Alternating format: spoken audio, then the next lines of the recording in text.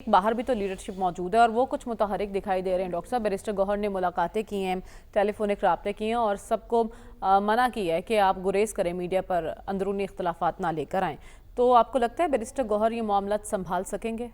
देखिए, जो अंदरूनी खलफशार है उसकी वजह से पार्टी की जो कैपेसिटी होती है अपने एजेंडे को आगे चलाने की, वो कम हो जाती है। और इसी वजह से बैरिस्टर गौहर जो है वो कोशिश कर रहे हैं कि ये जो ज़्यादा शोर हो रहा है, कम से कम ये शोर ना हो, पब्लिक में कम से कम बातें जाएं। अंदरूनी खलफशार जो है, लेकिन अंदरूनी खलफशार तो कायम रहेगा। देखिए, जब पार्टीज़, देखिए दो क्राइसिस हैं पीटीआई के। एक तो क्राइसिस यही है कि उनका लीडर अंदर है, गिरफ्तार है। और हमारे यहाँ पार्टीज़ जो होती हैं वो लीडर की प्रॉपर्टी होती हैं। हमारी जितनी भी बड़ी पार्टियाँ हैं या ख़ानदान के प्रॉपर्टी हैं या लीडर की प्रॉपर्टी हैं। तो ज़ाहिर है कि इमरान खान जेल में हैं तो वो इस पार्टी को मैनेज नहीं कर सकते, बयान पैगामात देने से कोई बात नहीं बनती। तो एक तो वजह उसकी ये होती है।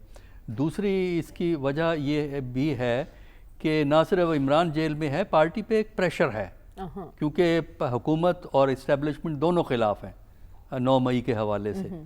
तो वो जो 9 मई रिलेटेड प्रेशर है उसका एक अपना एक इम्पैक्ट है, जिससे पार्टी के अंदर मसाइल पैदा होते हैं। तीसरा फिर ये होता है कि जब टॉप की लीडरशिप मौजूद ना हो तो फिर जो सेकंड लाइन ऑफ लीडरशिप है, चूँकि क़यादत उनके पास चली जाती है, उनमें म्यूचुअल जेलसीज होती हैं। अच्छा। ना इत्तफाकियाँ होती हैं, एक दूसरे से पर्सनैलिटी कॉन्फ्लिक्ट्स होते हैं, क्योंकि उनके कोई इतने इन लोग जो इस वक्त टॉप पे हैं लोग, उनका कोई इतना वसी तजर्बा नहीं है एक दूसरे के काम, सियासत में काम करने का मिल के। और ख़ुसूसन जो असल चैलेंज किसी पार्टी को आता है वो स्ट्रेस में आता है। जब पार्टी मुश्किल में हो उस वक्त जो तजर्बे होते हैं पार्टी के, वो पार्टी को मजबूत या कमज़ोर करते हैं। तो ये कोई इतना, इन लोगों का कोई इतना वसी तजर्बा नहीं है। तो ये प्रोफेशनल जेलसीज और ज़ातियात पर उतना ये फिर बढ़ता ही जाएगा। देखिए, इसका ख़तरा तो रहेगा, क्योंकि जब तक ये हालात रिस्टोर नहीं होते, नहीं इमरान खान बाहर नहीं आते और जो इस पार्टी पे दबाव है वो कम नहीं होता, तो पार्टी इसी किस्म की मुश्किलात का जो है वो शिकार रहेगी। वो कोई ऐसी, मुझे तो कोई ऐसी हैरानी नहीं है, लेकिन ये है कि जब हालात बदलेंगे तो आप ये देखिएगा कि ये जो बहुत से बोलने वाले हैं खुद ब खुद जो है वो चुप कर जाएंगे। लेकिन इन हालात वैसे में भी हुकूमत मुखालिफ तहरीक चलाई जा सकती है। देखिए, हुकूमत मुखालिफ तहरीक के बारे में तो हमने पहले भी राय दी हुई है कि ये इस झगड़ों से, बढ़ते हुए झगड़ों के अलावा भी मौजूदा हालात में हुकूमत के ख़िलाफ़ कोई नेशन वाइड तहरीक चलाने के इम्कानात हमें नज़र नहीं आते। वो माहौल हमें नज़र नहीं आता। और फिर ये है कि आम आदमी जो इसको स्ट्रॉन्ग करता है, उसमें एक अदम वाबस्तगी, नाउमीदी का रुझान है। पीटीआई से भी, सबसे है, यानी सब सियासी जमातों से है, और किसी से कम किसी से ज़्यादा, लेकिन है सबसे ज़्यादा इसलिए कि वो कोई, उन्हें ऐसी उम्मीद नहीं नज़र आ रही कि कल को अगर हालात बदलेंगे तो उनकी सिचुएशन बदल जाएगी। या तो ये होना कि हालात बदलेंगे, उनके हालात बेहतर हो जाएंगे। उन्होंने देख लिया है कि पीपल पार्टी थी, फिर पीटीआई, फिर पीएमएलएन की हुकूमत आई और पीटीआई की हुकूमत आई, फिर पीएमएलएन डोमिनेटेड हुकूमत आ गई है। आपको लगता है कि पीटीआई की मकबूलियत भी कम हो रही है बतदरीज? ये कहना बहुत मुश्किल है, इसलिए कि हमारे पास कोई साइंटिफिक बेसिस नहीं है। लेकिन अब भी देखिए, इलेक्शन जो जिसमें बड़ी प्रॉब्लम है, फरवरी के जो इलेक्शन 2024 का जो इलेक्शन है, इसमें फेयर प्ले की बहुत कमी है। इसके बावजूद सिंगल लार्जेस्ट पार्टी तो पीटीआई थी ना। अच्छा। और अभी तक हमारे पास कोई ऐसा सबूत नहीं है कि सपोर्ट शिफ्ट होकर पीएमएलएन को चली गई है। पीएमएलएन हुकूमत में है। जब आप हुकूमत में होते हैं, आपके लिए जो है ना ढोल पीटने वाले बड़े आपके पीछे खड़े होके तारीफें कर रहे होते हैं। हमें देखना होता है। लम्हा फिक्र ये भी है ना कि इतनी बड़ी पार्टी को फिर भी तहरीक के लिए दीगर छोटी जमातों की जरूरत नहीं, तहरीक सिंगल पार्टी कभी नहीं कर सकती। ठीक है डॉक्टर साहब, आपको नहीं लगता एक कौमी जमात सूबे के मफादात तक महदूद होकर रह गई है?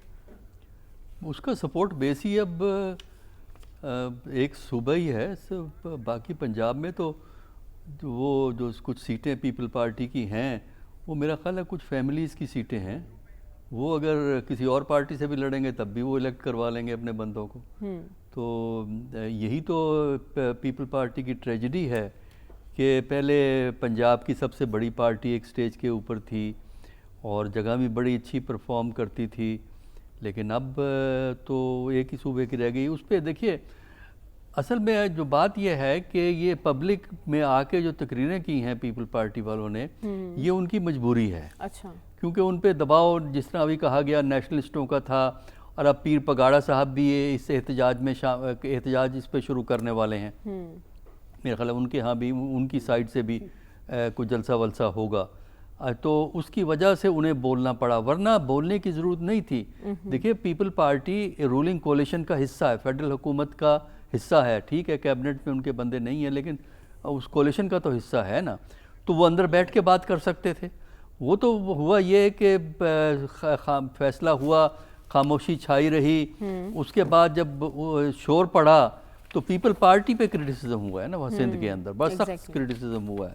اب دوسرا یہ ہے کہ اس معاملے کو گفتگو سے فیڈرل گورنمنٹ کو اس معاملے میں گفتگو کر کے کوئی راستہ نکالنا چاہیے, کیونکہ اس قسم کے جھگڑے دیکھیں نا. لیکن جہاں تو نون لیگ اور پیپلز پارٹی کے درمیان بیان بازی شروع ہو گئی نا, یہاں سے یہی تو میں کہہ رہا ہوں نا کہ آگے کم تھا, پی ٹی آئی سے جھگڑا چل رہا ہے. اچھا, اور اب ایک اور جھگڑا جو ہے جس میں سندھ اور نام پنجاب کا ہی آتا ہے, تو پھر وہ ایک تنازع شروع ہو جاتا ہے. تو پاکستان کی پولیٹکس میں ہارمنی کی ضرورت ہے, اتفاق کی ضرورت ہے, لیکن ہم اس طرح پولیٹکس کھیل رہے ہیں کہ اپنے اقتدار کو چلانے کے لیے کہ ہر سے لڑنے کو تیار ہیں. اب آپ دیکھیں نا کولیشن کا حصہ ہیں لیکن وہ جھگڑا شروع ہو گیا ہے. اور یہ سمجھ میں نہیں آتا کہ یہ کس قسم کی سیاست ہے, نہ اس سے جمہوریت فروغ پائے گی, نہ اس میں سٹیبلٹی ملک میں آئے گی. آپ غیر یقینی صورتحال پیدا کر رہے ہیں, پھر آپ کہتے ہیں جی وہ ہماری اکانومی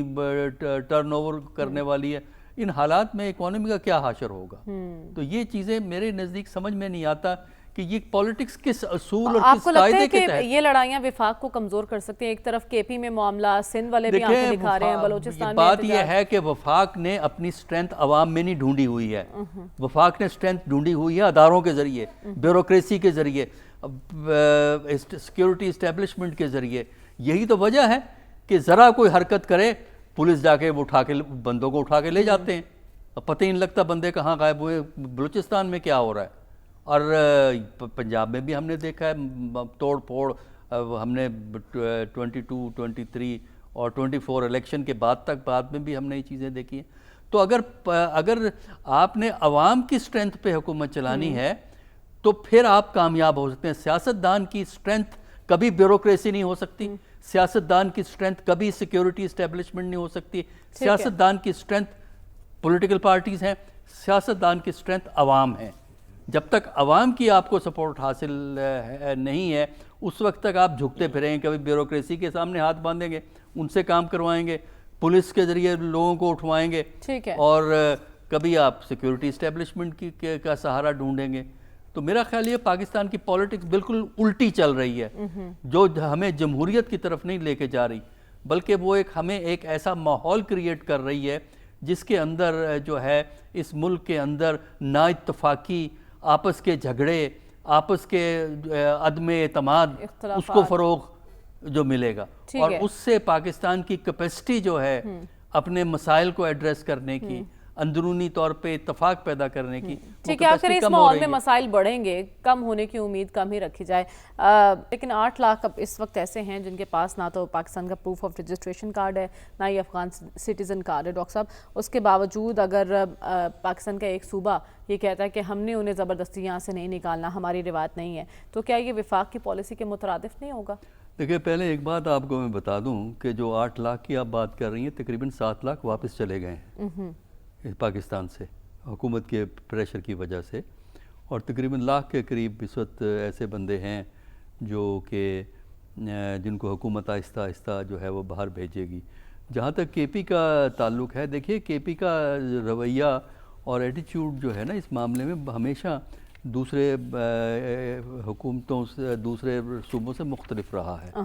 وجہ یہ ہے کہ کے پی کا ایک اسپیشل ریلیشن شپ ہے افغانستان کے ساتھ, اس میں اکنامک فیکٹرز بھی ہیں، ایتھنک لنگوسٹک فیکٹرز بھی ہیں اور ٹرائبل فیکٹرز بھی ہیں، اور جو وہاں کی لوکل ٹریڈ ہے اس کا افغانستان اور پاکستان کا آپس میں بڑا گہرا تعلق ہے. یہی وجہ ہے کہ جب بارڈر بند کر دیتے ہیں آپ تو سب سے زیادہ شور جو ہے وہ کے پی کے اندر ہوتا ہے، خاص کر ملک کی ٹرائبل مفاد ڈسٹرکٹ. میں کیا ہے ڈاکٹر صاحب؟ ہمیں تو پتہ نہیں ہے ملک کے مفاد میں کیا ہے، کیونکہ یہی افغان تھے نا جن کو ہم نے بڑی محبت سے بلایا تھا. اس وقت میں نے کل بھی پروگرام میں یہ بات کہی تھی کہ اس وقت افغان مہاجرین کو تنقید کرنا اپنی شامت کو دعوت دینا تھا. 1980 ضیاء الحق کے دور کی میں بات کر رہا ہوں کہ اپنی شامت لانا تھا اگر آپ کبھی تنقید کرتے ہیں. تو اس کے بعد پاکستان بڑھ چڑھ کر ان کی مدد کی. کوئٹہ شورا کا ہمیں پتہ ہے. اچھا پھر 2 سپٹمبر 2001 میں پاکستان نے قلعہ بازی کھائی اور طالبان کو چھوڑ کے امریکہ کے ساتھ چلے گئے. اب جو ہے وہی لوگ جو ہیں مہاجرین جو ہیں آپ کو برے لگتے ہیں، آپ ان کو پھینکنا چاہتے ہیں. اس کا تعلق جو ہے وہ کورسو ڈپلومیسی سے ہے جو افغانستان کی پالیسی سے تنگ آیا ہوا ہے، کیونکہ جو پاکستان میں ٹیررزم ہے اس کی روٹس افغانستان میں پہنچتی ہیں. تو اس کی وجہ سے پاکستان پریشر بلڈ کر رہا ہے یہ اس طریقے سے. تو اس کی وجہ سے یہ ہے. باقی رہا ابھی تک گورنمنٹ آف پاکستان نے یہ نہیں کہا ہے کہ جو ریفیوجی کیمپ ہیں وہ ٹیررزم کا بیس ہیں. یہ بات نہیں کہی ہے گورنمنٹ آف پاکستان نے ابھی تک. تو جو انڈیویجول سہولت کاری ہو رہی ہے، جو انڈیویجول کوئی اگر ہیلپ کر رہا ہے وہ ایک ڈیفرنٹ کیٹیگری آتا ہے. آپ ان کو پکڑیں. ٹھیک ہے، لیکن اس معاملے پر ہم نے افغانستان کے بار بار اپنا کیس رکھا کہ آپ کی سرزمین استعمال ہو رہی ہے، لیکن ادھر سے اس بات پر کوئی توجہ نہیں دی گئی.